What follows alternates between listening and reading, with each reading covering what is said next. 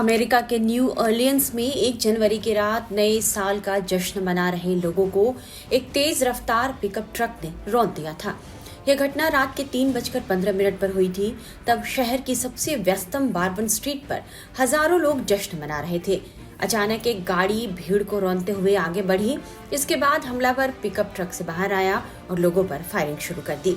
जवाबी कार्रवाई में पुलिस ने गोली चलाई, जिससे हमलावर की मौत हो गई है। हमले में 14 लोगों की मौत हुई और 35 लोग घायल हुए हैं। आतंकी की पहचान 42 वर्षीय शमसुद्दीन जब्बार के रूप में हुई है, जो शूटआउट में मारा गया। पुलिस को जांच में उसकी ट्रक से ISIS का झंडा, हथियार और ID मिले हैं। FBI इस मामले की जांच कर रही है। FBI ने 2 जनवरी को कहा कि न्यू ऑरलियंस हमले में जब्बार अकेला आतंकवादी था और वह इस्लामिक स्टेट का समर्थक था। वह इसी साल गर्मियों में ISIS में शामिल हुआ था। जब्बार के कई वीडियो देखने के बाद जांच एजेंसी इस निष्कर्ष पर भी पहुंची है कि आतंकी ने अपने परिवार को भी मारने का प्लान बनाया था। वह चाहता था कि नए साल के जश्न में जहां उसने आतंकी हमला किया था, वहां उसके परिवार के लोग भी इकट्ठा रहें। अब अरब मूल के इस आतंकी शमसुद्दीन जब्बार को लेकर एक बड़ा खुलासा हुआ है।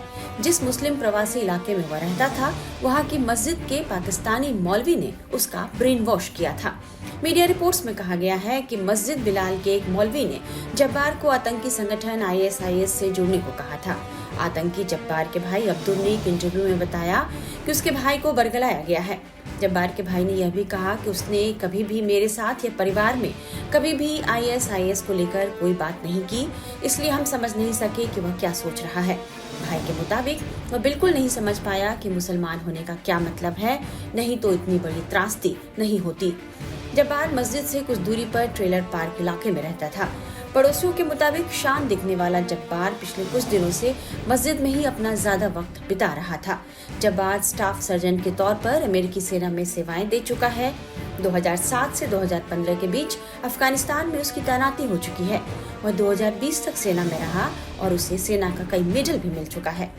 जब्बार को लेकर जिस तरह के खुलासे हुए हैं, समझा जा रहा है कि इसे देखते हुए ही अमेरिका के नवनिर्वाचित राष्ट्रपति डोनाल्ड ट्रंप ने अपने बयान में इस घटना को अवैध प्रवासी शख्स की हरकत बताते हुए इसकी निंदा की थी।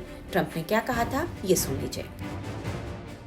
मैं शुरुआत से कहता आया हूं कि अवैध प्रवासी हमारी सीमाओं में घुसकर इस तरह की घटनाओं को अंजाम दे रहे हैं। वे हमारे लिए जी का जंजाल बन गए हैं, लेकिन डेमोक्रेटिक पार्टी ने हमारी एक नहीं सुनी। ये हमलावर भी जरूर कोई अवैध प्रवासी ही है। हमले के बाद राष्ट्रपति जो बाइडेन ने भी इस हमले की निंदा की। बाइडेन ने जानकारी दी कि एजेंसियां न्यू ऑरलियंस में हुए हमले और ट्रंप के होटल के बाहर हुए ब्लास्ट के बीच लिंक की जांच कर रही है। FBI इस हमले की विस्तृत जांच कर रही है। यह हमला क्यों हुआ? क्या यह हमला सार्वजनिक सुरक्षा के लिए खतरा था? अब तक हम यही जानते हैं। FBI ने मुझे बताया कि हत्यारा टेक्सास में पैदा हुआ एक अमेरिकी नागरिक था। उसने वर्षों तक अमेरिका की सेना में काम किया। कुछ साल पहले तक उसने रिजर्व आर्मी में भी काम किया था। FBI ने मुझे यह भी बताया कि इस हमले से कुछ घंटे पहले हमलावर ने सोशल मीडिया पर वीडियो पोस्ट किए थे। उससे ये पता चलता है कि वो ISIS से प्रभावित था। उसकी गाड़ी में ISIS का झंडा था। उसने हमले से पहले पिकअप ट्रक किराए पर लिया था। उसकी गाड़ी के साथ साथ हमले वाली जगह के पास भी विस्फोटक पाए गए हैं। फिलहाल अमेरिकी एजेंसियां हर एंगल से इस मामले की जांच कर रही हैं और काफी सतर्कता बरती जा रही है।